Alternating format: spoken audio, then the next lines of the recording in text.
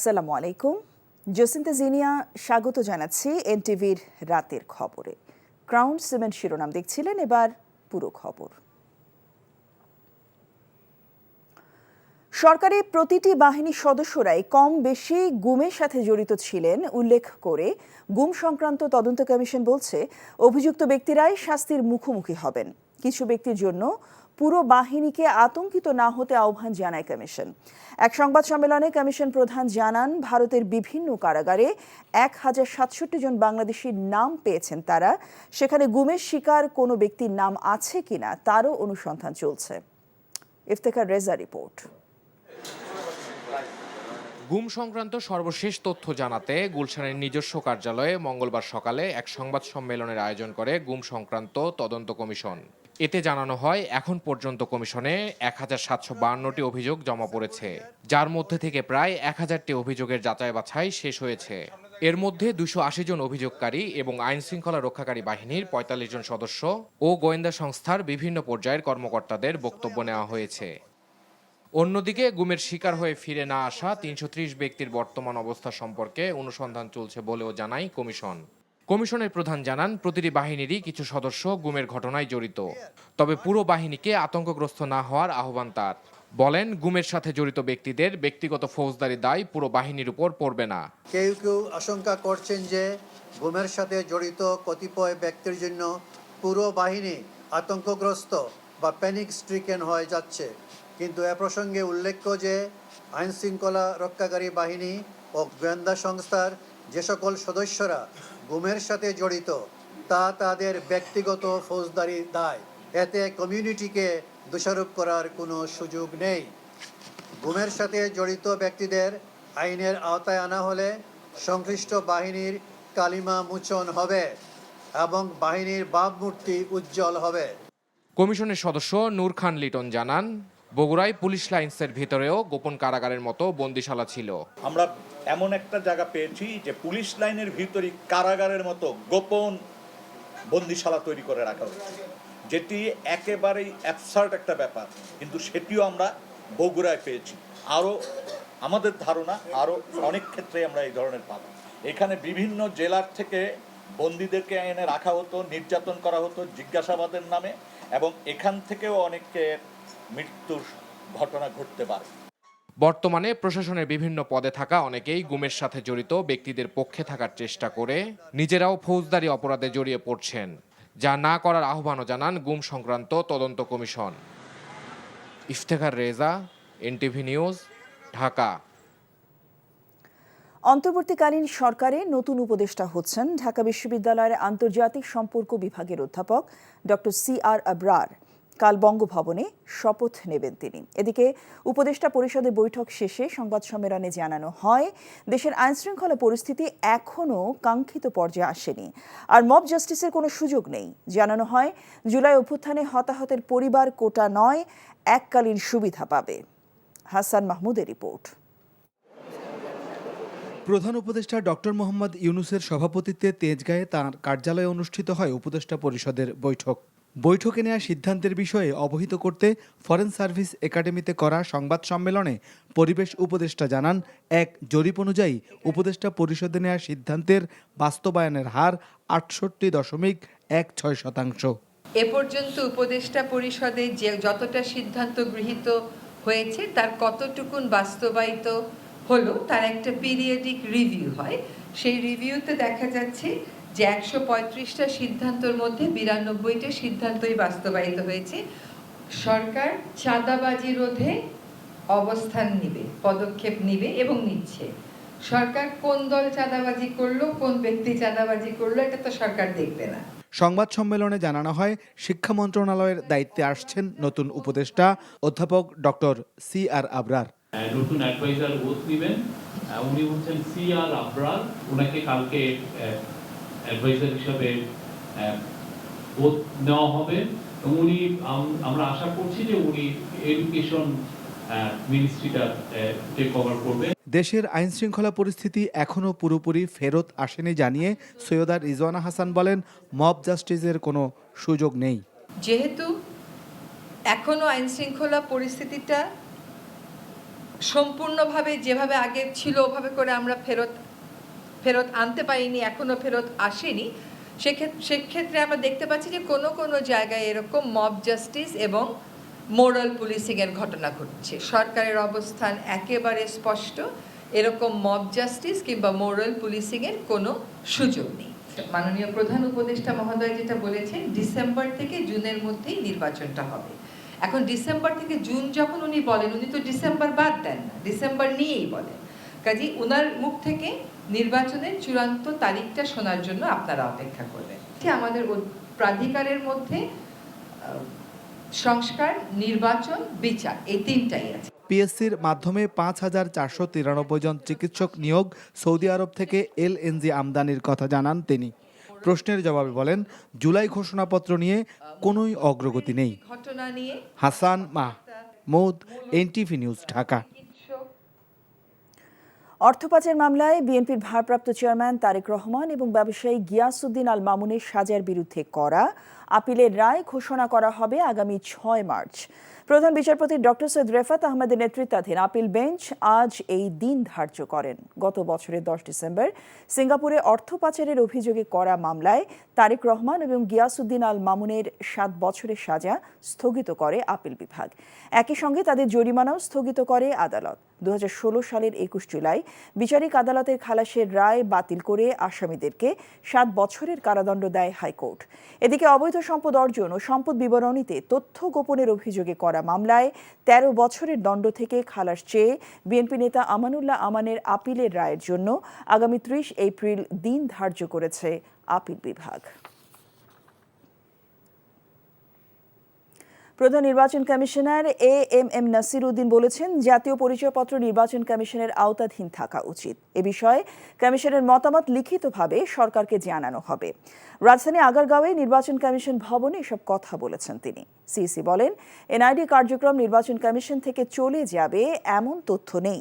সরকারের চিন্তা, সব সেবা এক জায়গা থেকে দেয়া যায় না।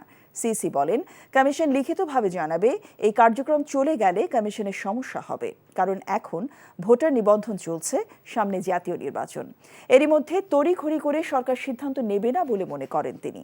জানা গেছে, জন্ম নিবন্ধন ও এনআইডি এবং পাসপোর্ট সেবা নিয়ে দুর্ভোগ নিরসনে স্বতন্ত্র কমিশন প্রতিষ্ঠায় সিভিল রেজিস্ট্রেশন কমিশন 2025 নামে একটি অধ্যাদেশ জারির উদ্যোগ নেওয়া হচ্ছে। এ বিষয়ে ইতোমধ্যে অংশীজনের পরামর্শ নেওয়া হয়েছে। এটা আইনি করে ফেলেছিল, আপনারা দেখেছেন, এফেক্ট দেয় নাই আর কি। তো আমরা সেটা সরকারকে বোঝাতে সক্ষম হয়েছি, এটা সঠিক হবে না, সিদ্ধান্তটা সঠিক হবে না, এটা স্বরাষ্ট্র মন্ত্রণালয়ে যাওয়াটা সঠিক হবে না, এটা তারা মেনে নিয়েছে। তবে তারা চিন্তা করেছে যে একটা জায়গা থেকে যদি এনআইডির সাথে আরও যদি অন্যান্য সেবাগুলো দেওয়া যায়, সেরকম একটা চিন্তা সরকারের হয়তো আছে। সমস্যা তো যা হবে আমরা লিখিতভাবে জানাবো।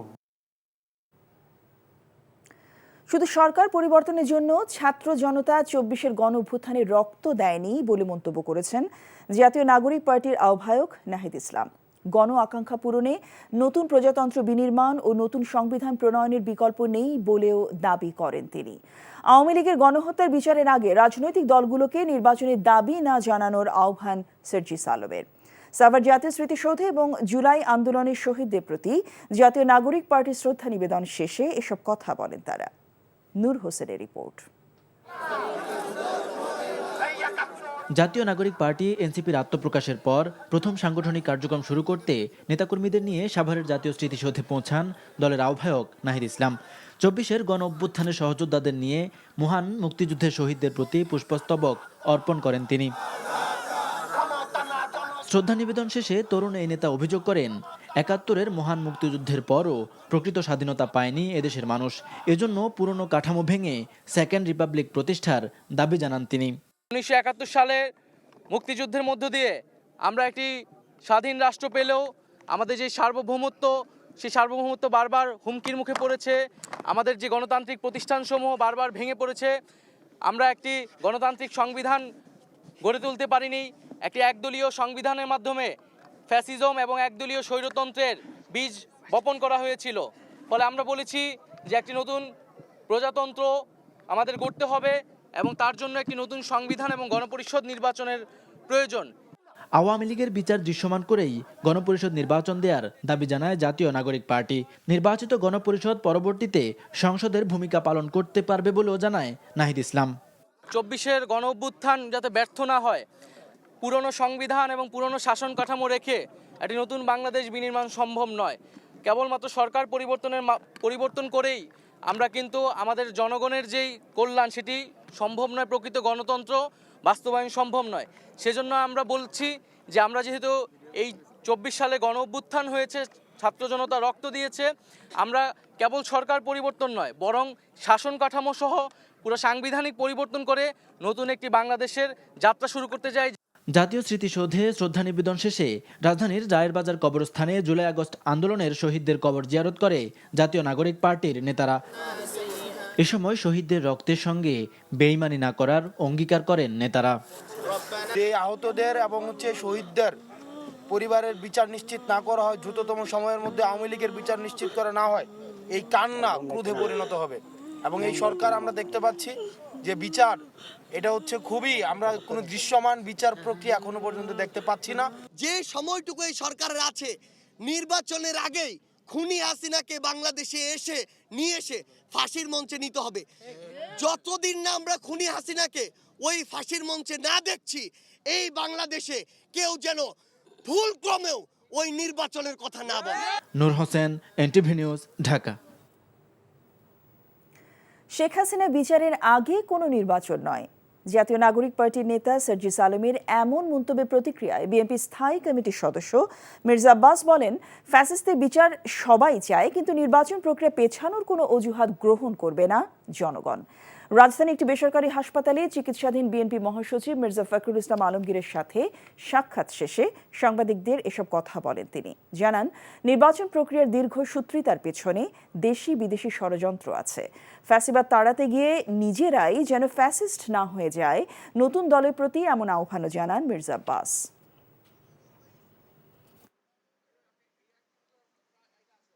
আওয়ামী লীগের এবং আওয়ামী ফ্যাসিস্ট সরকারের বিচার বিএনপি চায়, আমি চাই, সবাই চায়। আমার মনে হচ্ছে কিছু কিছু লোক নির্বাচন প্রক্রিয়া পিছিয়ে দেওয়ার জন্য, নির্বাচন না করার জন্য একটা অজুহাত তৈরি করার পায়তারা করতেছে, সৃষ্টি করতেছেন। এটার মধ্যে দেশি বিদেশি চক্রান্ত কাজ করতেছে। স্বৈরাচার শেখ হাসিনার কন্যা সাইমা ওয়াজেদ পুতুলের প্রতিষ্ঠান সূচনা ফাউন্ডেশনের 14টি ব্যাংক হিসাব অবরুদ্ধ করার আদেশ দিয়েছেন আদালত। দুর্নীতি দমন কমিশন দুদকের আবেদনের প্রেক্ষিতে ঢাকা মহানগর আদালতের জ্যেষ্ঠ জজ মোহাম্মদ জাকির হোসেন গালিব মঙ্গলবার এই আদেশ দেন। দুদকের তথ্যানুযায়ী গত বছরের নভেম্বর পর্যন্ত এসব ব্যাংক হিসেবে জমা ছিল 48 কোটি 35 লাখ টাকা। দুদক সূচনা ফাউন্ডেশনের 14টি ব্যাংক হিসাবের বিস্তারিত আদালতের কাছে তুলে ধরে সেগুলো অবরুদ্ধ করার আবেদন করে। শুনানি শেষে আদালত আবেদন মঞ্জুর করেন। আবেদনে বলা হয়েছে, পুতুল তার মা সাবেক প্রধানমন্ত্রী শেখ হাসিনার ক্ষমতাকে অপব্যবহার করে জালিয়াতির আশ্রয় নিয়ে বিশ্ব স্বাস্থ্য সংস্থা ও সরকারের বিভিন্ন প্রকল্পের অর্থ আত্মসাৎ করে শত শত কোটি টাকা বিদেশে পাচার করেছেন বলে অভিযোগ রয়েছে।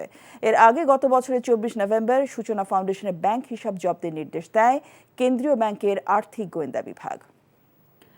কক্সবাজারের টেকনাফের দুর্গম পাহাড় থেকে অপহৃত নারী ও শিশুসহ 11 জনকে উদ্ধার করেছে নৌবাহিনী ও পুলিশ।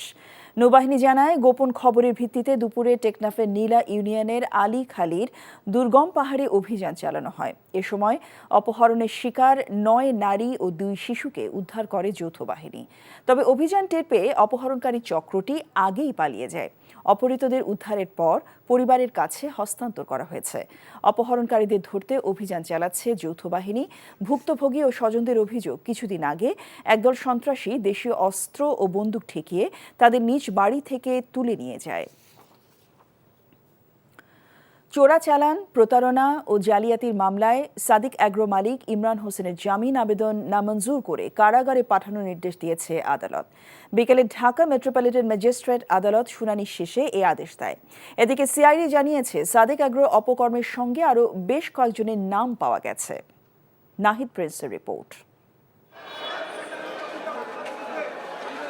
ছাগলকাণ্ডে আলোচিত সাদিক অ্যাগ্রোর চেয়ারম্যান ইমরান হোসেনকে আদালতে হাজির করার পর শুনানিতে তার পক্ষের আইনজীবীরা 133 কোটি টাকা মানি লন্ডারিংয়ের অভিযোগকে ষড়যন্ত্র হিসাবে আখ্যায়িত করেন। এবং জামিন আবেদন করেন। রাষ্ট্রপক্ষের আইনজীবী তদন্তের আলামত নষ্ট করতে পারেন এই যুক্তিতে ইমরানের জামিনের বিরোধিতা করেন। শুনানি শেষে জামিন আবেদন নামঞ্জুর করে আদালত। তারা একটা মব তৈরি করে এই ইমরান সাহেবকে আজকে এখানে ফাঁসানো হয়েছে এবং কি যে মানি লন্ডারিং যে আইন, আমরা বিদ্যা আদালতকে বলেছি মানি লন্ডারিং কোনো একটি আইনে, কারণ উনি 22 ফেব্রুয়ারি, আপনারা জানেন 22 ফেব্রুয়ারি উনি থাইল্যান্ড থেকে আসছেন।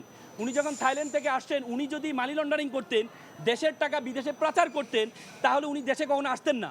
তার টাকার উৎসগুলো আমরা পেয়েছি, টাকার অঙ্কটা আমরা পেয়েছি এবং এই উৎস এবং তার পাচারের যে বিষয়গুলো এগুলিকে আমাদের আরও খতিয়ে দেখতে হবে। এখন যদি সে জামিনে বের হয়ে যায় তাহলে এই মামলার আলামতগুলো সে নষ্ট করবে এবং মামলা তদন্ত যেন না হইতে পারে সে ব্যবস্থাও সে বিভিন্নভাবে প্রভাবিত করতে পারে, সেই জন্য তাকে জেলে পাঠানো হোক। এদিকে রাজধানীর মালিবাগে সিআইডির প্রধান কার্যালয়ে সংবাদ সম্মেলনে জানানো হয়, চোরাচালান, প্রতারণা ও জালিয়াতির মাধ্যমে অনুমোদনহীন ব্রাহ্মা জাতের গরু আমদানি করে বিদেশে প্রায় ৮৬ লক্ষ টাকা অর্থ পাচার করেছেন ইমরান। ওনার এই অবৈধ বিজনেস এবং অন্যান্য সিন্ডিকেটের বিষয়, মানি লন্ডারিং ইস্যুগুলোতে আরও ৫-৭ জনের সংশ্লিষ্টতা আমরা প্রাথমিক অবস্থায় পেয়েছি। তবে যতটুকু পেয়েছি সেই আলোকে মামলা রুজু করা হয়েছে। বাকিটুকু পেলে আর যারা যারা সম্পৃক্ত সবাইকে আমরা আইনের আওতায় আনতে পারবো। দেশীয় গরু ছাগলকে বিদেশি বলে বিক্রি এবং মোহাম্মদপুরের বেরিভাদ এলাকায় খাল ভরাট ও জবরদখলের অভিযোগও রয়েছে ইমরানের বিরুদ্ধে। Nahid Prince, NTV news, Dhaka.